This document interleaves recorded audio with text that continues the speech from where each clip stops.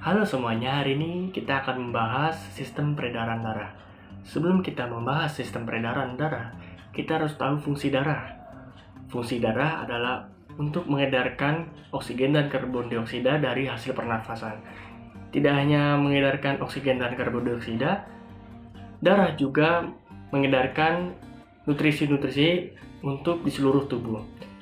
Nah, aliran darah di dalam tubuh kita ini terjadi melalui organ-organ peredaran darah, yaitu jantung dan pembuluh darah.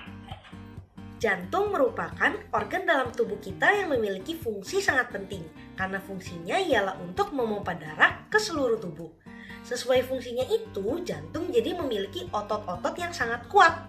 Nah, berat jantung bisa mencapai 300 gram. Besarnya kurang lebih sebesar kepalan tangan kita ini.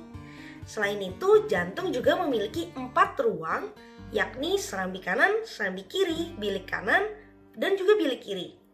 Selain itu, jantung juga memiliki katup yang dapat membuka dan menutup. Selanjutnya, untuk mengalirkan darah, jantung memerlukan aliran darah. Aliran darah pada peredaran darah dibedakan menjadi dua. Yang pertama, pembuluh nadi atau yang disebut dengan arteri. Yang kedua, pembuluh balik atau yang disebut dengan vena. Nah, pada gambar ini, pembuluh nadi berwarna merah. Pembuluh nadi merupakan pembuluh yang keluar dari jantung.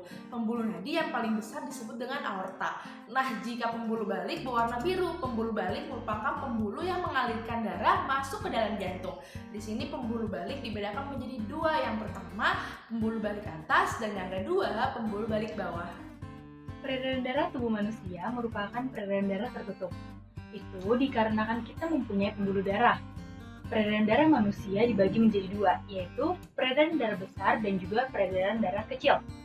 Peredaran darah kecil itu merupakan sirkulasi darah dari jantung menuju ke paru-paru atau disebut sirkulasi pulmonal.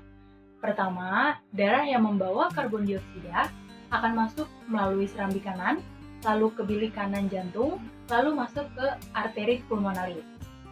Arteri pulmonalis ini akan mengalirkan darah ke paru-paru. Begitu darah sampai ke paru-paru, darah akan membuang karbon dioksida dan menerima oksigen.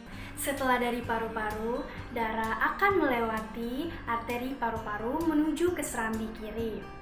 Selanjutnya, darah akan bersirkulasi ke seluruh tubuh. Nah, proses ini dinamakan dengan sirkulasi darah besar. Mulai dari serambi kiri, bilik kiri, dan juga darah akan menuju ke pembuluh aorta. Darah akan memberikan oksigen dan nutrisi sel ke seluruh tubuh kecuali paru-paru.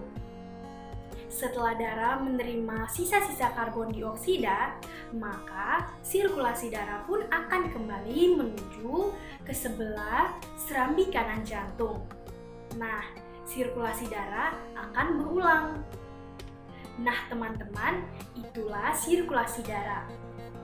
Peredaran darah ini kita juga harus menjaga loh kesehatannya dengan cara yang pertama, kita harus makan makanan yang mengandung zat besi seperti kacang-kacangan, sereal, juga makanan yang hijau. Nah, hal ini untuk mencegah kita dari penyakit kekurangan darah. Nah, yang kedua, kita harus berolahraga yang rutin dan juga kita harus menghindari makan makanan yang mengandung garam, terus minum alkohol dan juga kafein. Hal ini untuk mencegah kita dari darah tinggi. Dan yang ketiga, kita harus perbanyak minum air putih, di mana kita juga menghindari untuk tidur terlalu malam. Nah, hal ini untuk menghindari kita dari darah rendah. Nah, teman-teman, inilah cara menjaga kesehatan, sirkulasi darah, dan juga sistem peredaran darah.